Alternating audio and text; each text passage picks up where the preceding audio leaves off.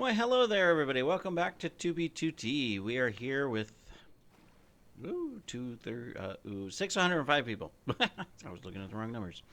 All right, it is another week. It is time to travel. I've been reading the comments. I saw a couple suggestions and I've been asking for these. People said, you know what, Fusion, you should just follow some trails and see if you can find some more ruins and stuff more often and refill your rockets and things like that, and then maybe do some actual just base exploration along the way. So, okay, no problem. That's what we're going to do. We're going to follow this trail right here. It's nice and big, which means plenty of traffic, both probably from new individuals because it has an edge on it of newer exploration, and old traffic. So, of course. So we're going to kind of go along, see what we can find. Why not, right? Now, of course, I do understand fully that, we're probably millions of blocks away from wherever this trail might lead. We could be going the wrong way, even. That's just a fact of life. Fact of Minecraft 2B2T. That's all right. and yeah, I saw a comment and I responded. My goodness, why always the coughing? Let me get a drink. Sometimes I don't watch all of my videos that I publish, all the way through. Sometimes I do. But when I do, it's like we'll be going along and the video's going along, and then all of a sudden there's this the coughing. It's like, oh my goodness, it's bad, it's terrible. Even when I try to hide it, it's oh well, there's nothing I can do about it. So we'll just continue unless I want to move back out and get out of this pollution in the city, because my lungs aren't as good as they used to be. I'm kind of stuck. Moving to a province from the city can be, well, it's not tough to do. I could definitely do it. I don't know. We're talking about it. We have to decide next few years. We'll figure something out. We'll have to buy a car. Oh my goodness. Haven't owned a vehicle in so long, just because, when you're in Asia, just in general, it's like you don't need your own transportation. I mean, public transportation is really, really good. Even in Manila, Philippines, where the traffic is terrible and you could say that the public transportation is not the greatest, it's easy to get around on public transportation. Whether you're taking something like Grab, which is, their version of Uber, basically, or if you're taking a regular old taxi, or they've got jeepneys and tricycles that take different routes, and of course there's buses that take specific routes, and there is an above ground metro as well as a subway that's being built, and so you can go all over the place, and of course you can walk too, or bike, or use the little scooter carts, all that kind of stuff. So there's lots of options, so it's easy to get around.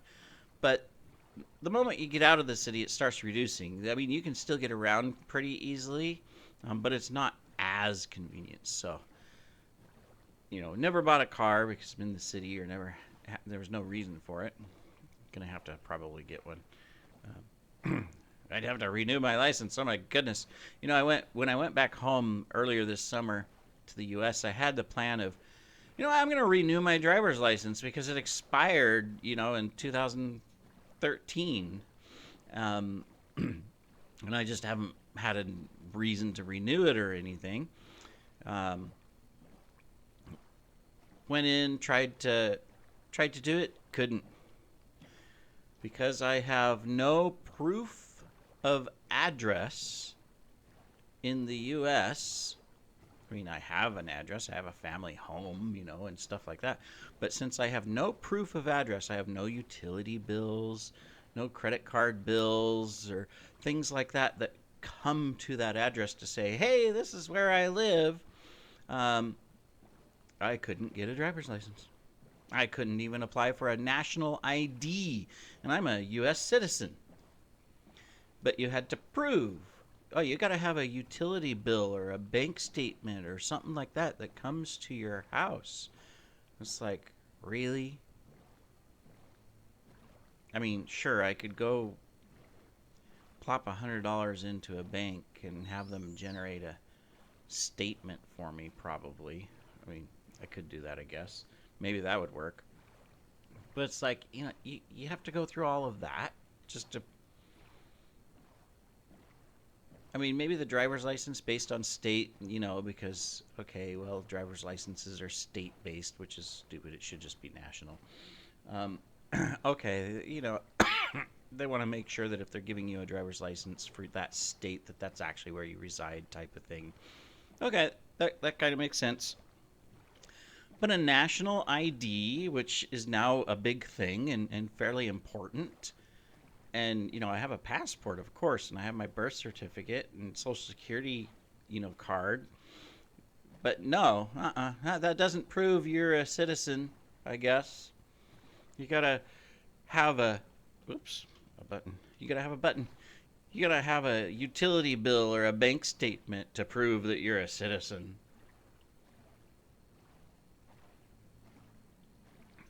I know that's not the reason behind it, but I still find it that's that's the requirement. I find that requirement just ridiculous. So I'll probably get a license here. It's actually not hard. My partner has a license, so she can drive me around for now. That works. We'll just have to get a vehicle that she can drive. Um, I don't care for driving, honestly. I mean, driving in a city, any city, is just, it's not enjoyable, right? I think we can probably all agree on that. Now, if you're out in the open road, okay. For some reason, I've gotten mixed up again, thinking that I was going the right direction, and I'm not. I started just going pure north, but that's okay. Got quite the flowers here. A jungle of flowers. Yes, skeletons. Yes, I know you're excited I'm here. Thank you very much. Same with you, Mr. Invisible Spider, with your little eyeballs sticking out. Let's get back on the trail here. It's our goal, after all. It's fairly easy to get a driver's license here, though, even if I don't have a U.S. one, so pretty simple. I don't know if it's changed, but a while back I was, talking to another friend that lives here and a workmate, and they were telling me that, yeah, they went in to get a driver's license, and, they were a U.S., citizen like me working here in the Philippines, and it's like, oh, well, how was it? Was it hard? And he was like, oh, no, it was a piece of cake, I mean, obviously you take a little test and whatnot, but all the answers are on the walls because they've got all the pictures of all the signs just sitting there on the walls and everything, and all you have to do is just look up at the wall and you've got your answers. Which was funny, admittedly. And then they just, they just plop you in a vehicle and have you drive around a parking lot a little bit to show that, you know how to handle a car. And I'm sure it's changed a little bit, potentially, but who knows? I'm assuming it's probably pretty easy. I'm just lazy because it's like I don't really care for driving unless if it's open road.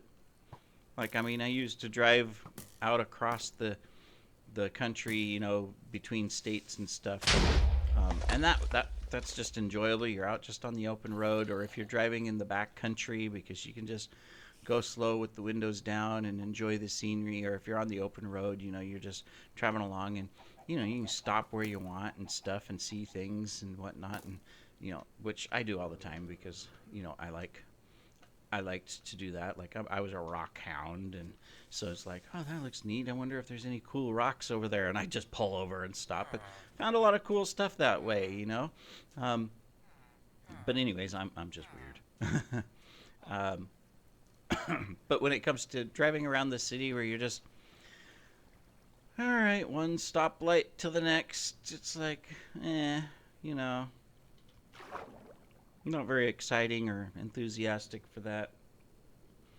And Manila traffic or Philippines traffic in general would probably just stress me out if I was the one driving. I mean, it's no worse or than probably any other major city when you think about it and just, you know, but still it's stop and go, honking the horns, people all over the place, you know, and of course the chaos, the organized chaos here is definitely a lot more chaotic because, you know, you've got everybody just going whichever way and oh, there's space over here, I'm going to make my own lane, you know, type of thing and whatnot. Anyways, we'll see. But yeah, wouldn't mind actually moving out of the city. Not worried about connectivity for work or anything like that.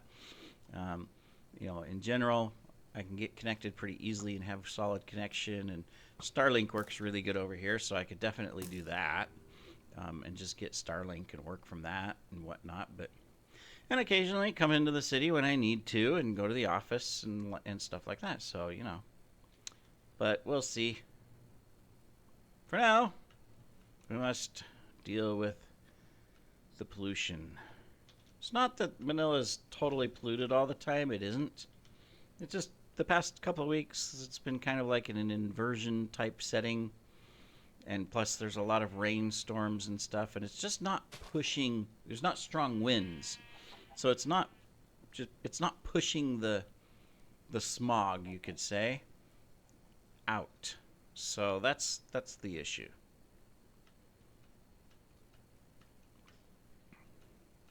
Other days it's fine, great breeze, nice and clear, all of that stuff. But recently, it is rainy season, and there's some tropical storms and cyclones that have come through, and looks like we got a typhoon coming that's building up over in the Pacific right now. That's headed this way. We'll see where it goes. So, in general, Manila is pretty safe from typhoons. Occasionally, they do hit here, but for the most part, we just get the rain effect from the typhoons. And for those of you that aren't totally familiar, a typhoon is a hurricane. You know, the U.S. calls them hurricanes. Most of the world calls them typhoons. It's actually I think the original name. So, but you know, I mean, the U.S. has to rename everything, just like it did rename and redo everything. Oh, you know what?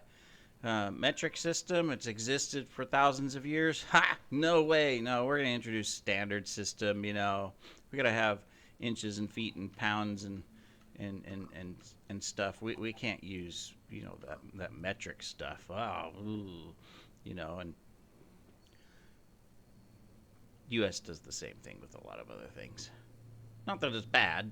It's just, you know, that's the way it's happening. Oh, you know, they've got a name for it. It's this. Nah, we don't like that. Let's rename it. In fact, when you, like, for those of you that are in the U.S. and you watch the weather and all of that kind of stuff, and you know they're talking about hurricane season and when the hurricanes come in. If you've ever noticed, a lot of times, if you look on the, you know, the science websites or NOAA or I don't know, whatever the sites are called, you'll see the hurricane is there, but it's actually named some other name. It won't be like Katrina or Andrew or, you know, I mean, these names that you see on the news. No, it'll actually have a different name that it's already been provided. It's just U.S. will rename it. It's kind of funny. Because when you think about it, you know, I mean, the hurricane doesn't come to the U.S. first in most cases. It's in a different area of world responsibility, and so, you know, it's named by those groups, individuals, and organizations that are responsible for those areas, and it's not bad that it's renamed or anything like that. I mean, they do it for more familiarity and making sure that it's easy to pronounce or whatever. I don't know why that's important to learn how to easily pronounce the name of a storm that's going to be coming through, you know. Not that that would make it more memorable or anything like that. I think if it's a bad storm, everybody's, or if someone's affected by the storm, you know, they're going to remember the name, whatever it is, whether it's like, you know, Hurricane Andoy or Hurricane Cuchalabra or Andrew, you know, no matter what, they'll remember whatever that name is. But I'm rambling, I know. Just bear with me. You know, this is what I do. If you're just joining me and you're wondering what in the world is this guy doing, he's just walking through a forest on Minecraft, and he's just randomly, he's rambling. This is what I do on this series. We're actually exploring. You know, we started off from spawn and had nothing here on 2B2T, and we have just gone out randomly and have been trying to find, you know, old bases and new bases and hopefully a stash. That would be really cool, and loot and stuff like that. And we found some stuff. Nothing massively spectacular from a stash standpoint, but we found cool ruins and bases, and you know, and we've gotten stuff that we can wear and all that stuff. Just realized I need to repair this. Next time I see a pillager tower, outpost, whatever they're called, I need to make an effort to knock down some pillagers and get the XP. That's the fastest way to do it.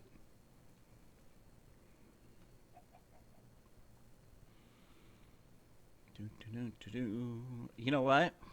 I just realized this whole time I didn't have any of my search on. I could have passed potentially some chests off in the distance and whatnot. I mean, I doubt it. I didn't see any signs of actual ruins anywhere, but I mean, I could have passed something.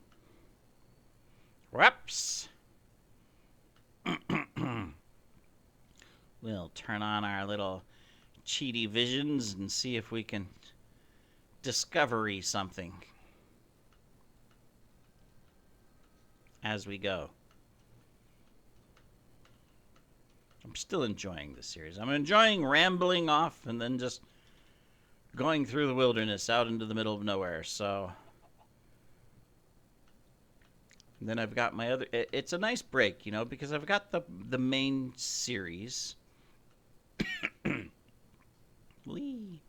where my base is, and I'm doing, you know, mega builds and lots of farms and, you know, all kinds of different projects, which is really exciting and fun and enjoyable. And then, you know, this series is, at first it started off as a little challenge to see what I could find and all of that, and which I've accomplished.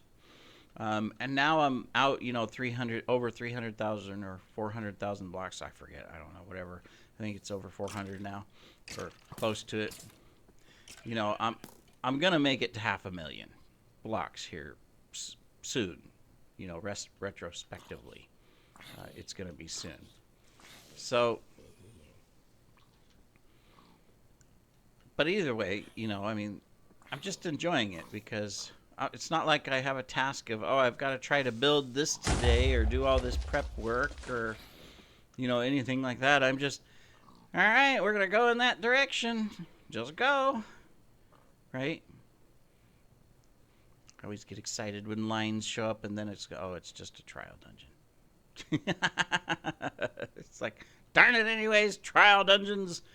I like trial dungeons, but why did Minecraft introduce you? Mojang, what do you think you're doing? You've messed up our search capabilities.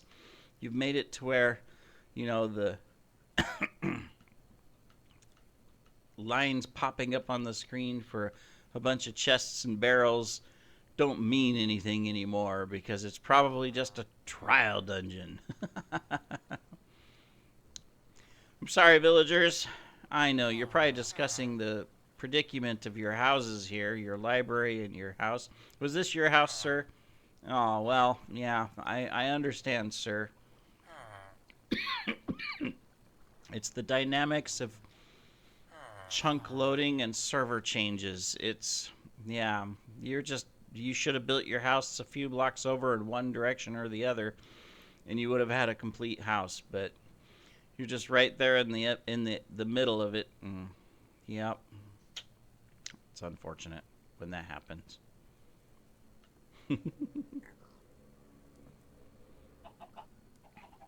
Anyways, I try to make my episodes interesting or edge of seat or I don't know, whatever, enjoyable. I saw a comment, and it was like someone put on the video like, "Bro, like really," and it was one that just came out recently, and it was called "The Tree," and it sounds like a tree. Did he find a giant tree base or something spectacular along that? Because that's what you would think, right? I'm exploring, and I must have found a great big tree base or something, and I wonder what it looked like and what it was like and all of that. Just realized I can't sprint because I have no food, or I'm hungry, and whatnot, and not to spoil it, but hopefully you've already seen it. If you watch the episode and you whether you scan through it and you're trying to find, where's this tree, where's this tree, where's this tree, where's the base, what's he gonna find, and you have to go all the way to the last few minutes of the episode, and then you find it, and it's just a birch tree that I'm going, oh wow, look at this birch tree, it's really awesome, this is the greatest birch tree I've ever found. So I love the comment. Obviously, whether that guy scanned, guy or girl, whether they scanned the video by just skipping through it to try to find it, or whether they watched the whole thing in anticipation and then got to the end, and here I am just like, oh, this birch tree, it's the best birch tree in the world, look at it. It's a naturally spawned birch tree, no different than any of the others, but it's like, bro. So see, I try to make things captivating and entertaining. That's the goal anyways. I mean, it used to be I'd find something every single episode, something player made, right? A base, a ruin, a chest, whatever, right?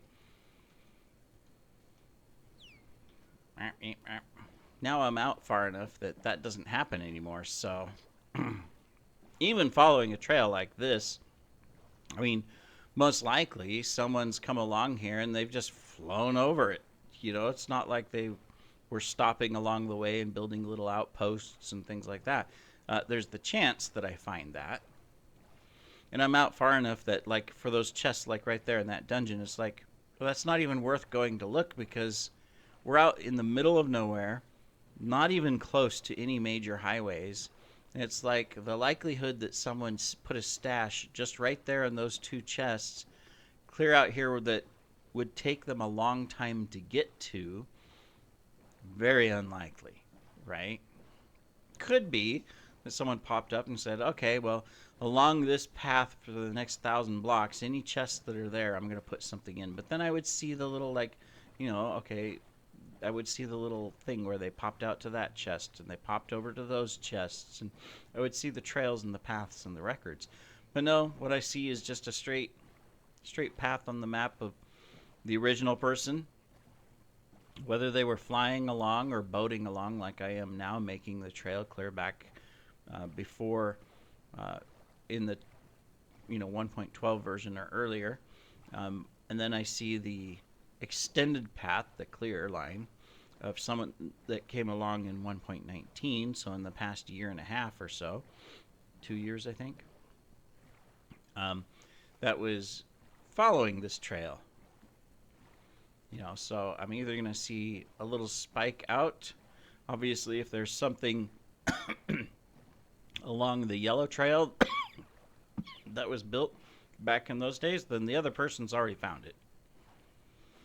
But there's the potential that the person who followed this trail, or people who followed this trail, maybe they've done something, right?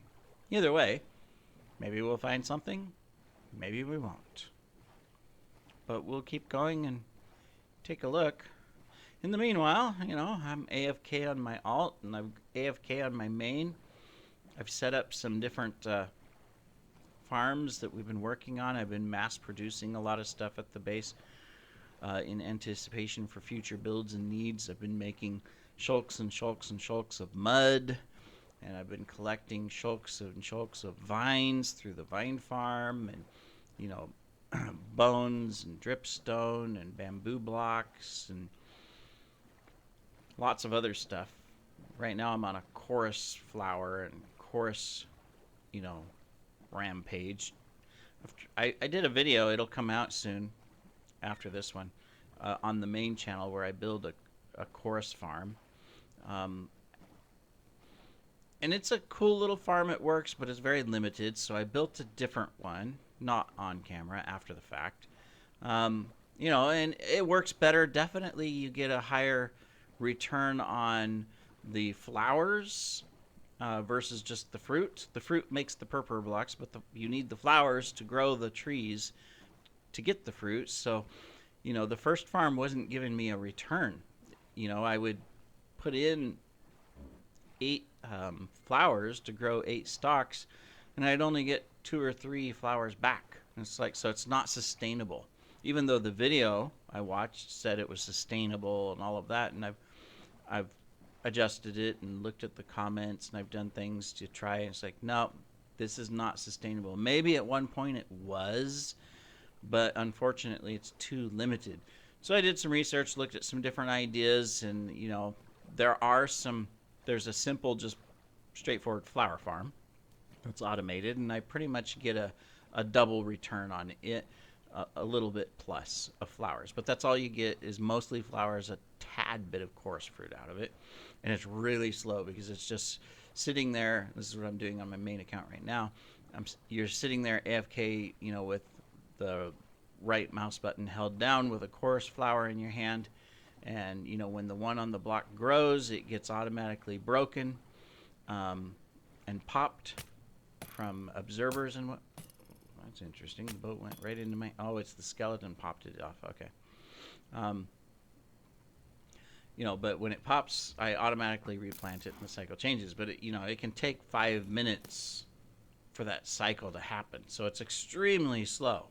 But I get the flowers, and I'm accumulating flowers right now. So that's positive, you know. And then the other farm I built was a